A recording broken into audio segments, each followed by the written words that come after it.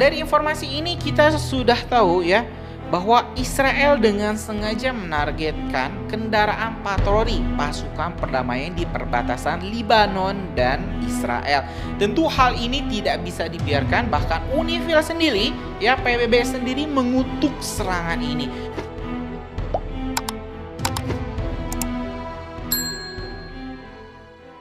Kondisi perbatasan Israel-Mesir dan Israel-Lebanon makin memanas.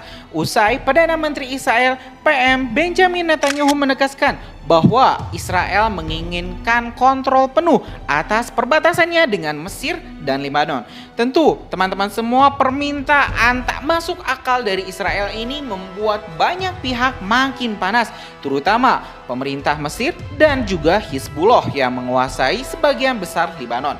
Ya, teman-teman semua, di sini kita mendapatkan informasinya yang dirilis dari Tempo.co di salah satu artikel yang berjudul Netanyahu, zona perbatasan Gaza Mesir harus di bawah kendali Israel. Tapi teman-teman semua, kita juga mendapat sebuah kabar yang cukup mengejutkan, di mana ternyata pasukan Israel telah melakukan serangan perdana terhadap pasukan perdamaian, ya, patroli pasukan perdamaian kita yang sedang bertugas di Lebanon.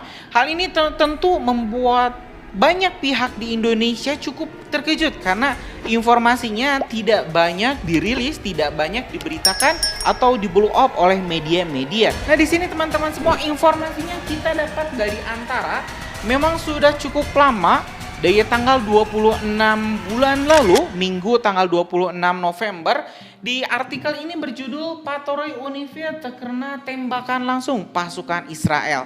Nah, seperti apa kronologisnya, kita akan bahas satu persatu. Oke, yang pertama teman-teman semua, kita bakal bahas dulu terkait keinginan Israel menguasai zona perbatasan antara Israel Mesir dan Israel Lebanon.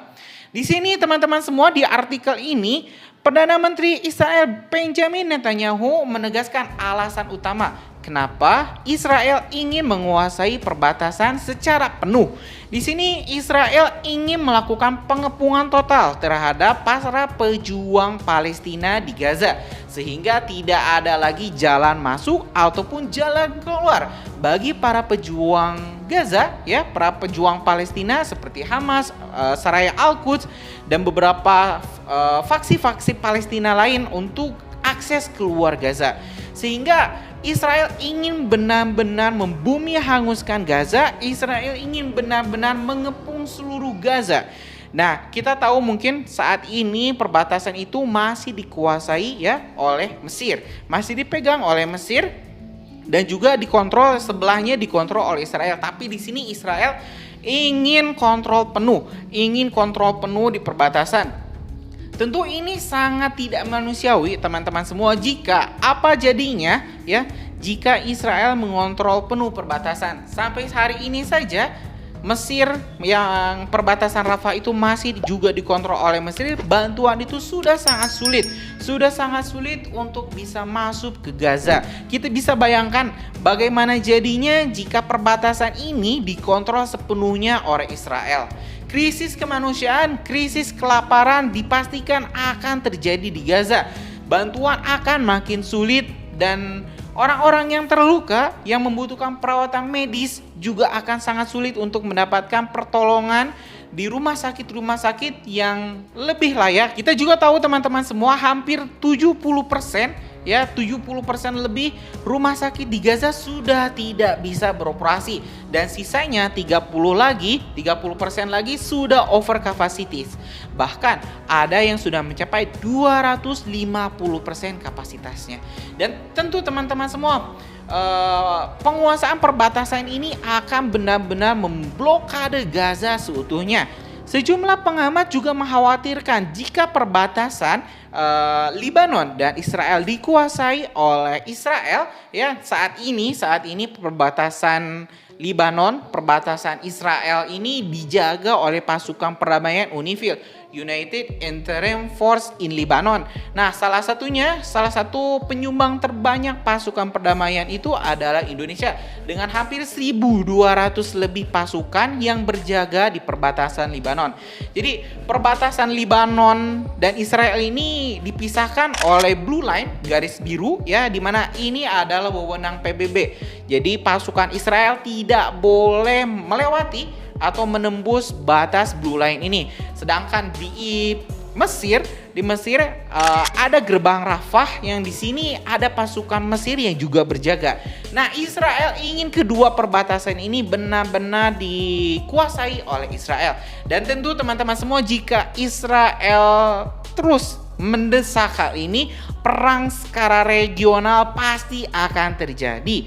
Mesir tidak akan tinggal diam jika kedaulatannya diganggu, dan juga Lebanon khususnya Hizbullah juga tidak akan tinggal diam saja melihat Israel menembus pertahanan atau wilayah Hizbullah, wilayahnya Lebanon.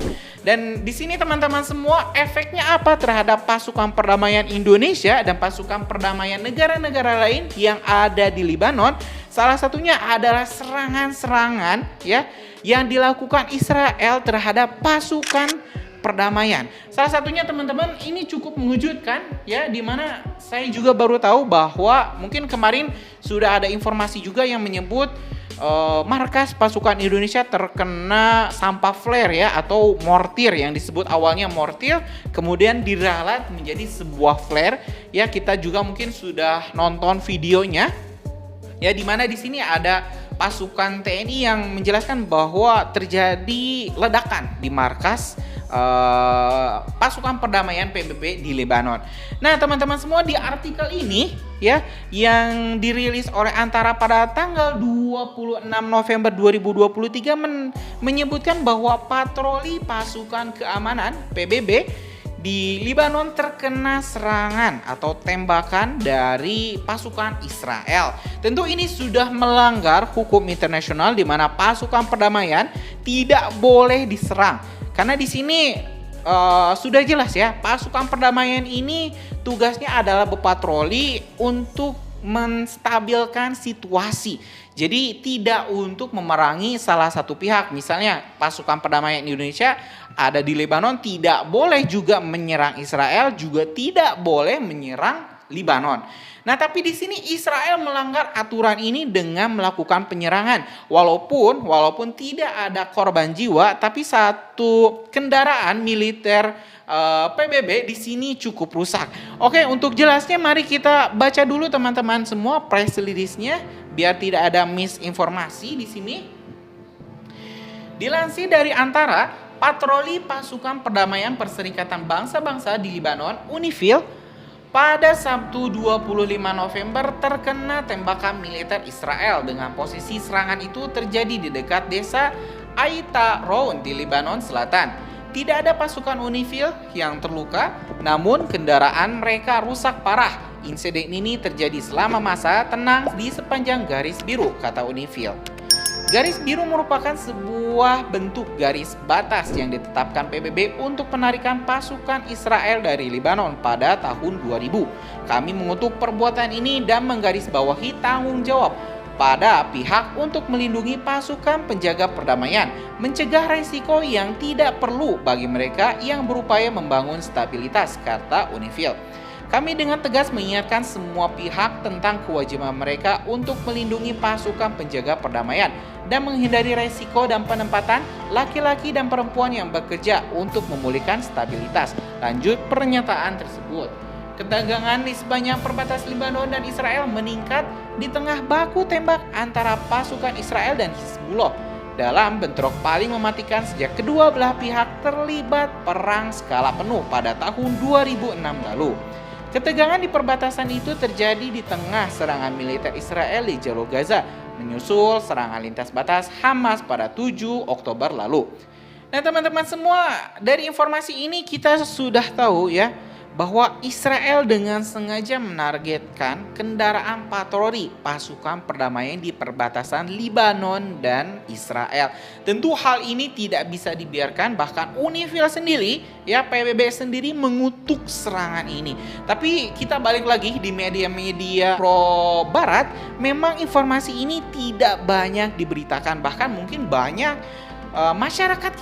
masyarakat kita yang tidak tahu ternyata Israel melakukan serangan terus-menerus terhadap prajurit-prajurit TNI Indonesia yang bergabung di UNIFIL yang bertugas di Lebanon.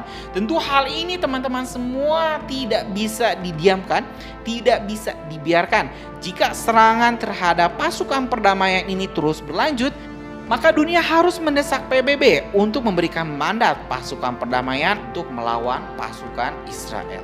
Mungkin itu teman-teman semua informasinya. Kesimpulan hari ini, Israel ingin menguasai perbatasan Israel Mesir dan Israel Lebanon, dan juga serangan yang tidak banyak di blow up media ternyata telah dilancarkan Israel yang menargetkan pasukan perdamaian.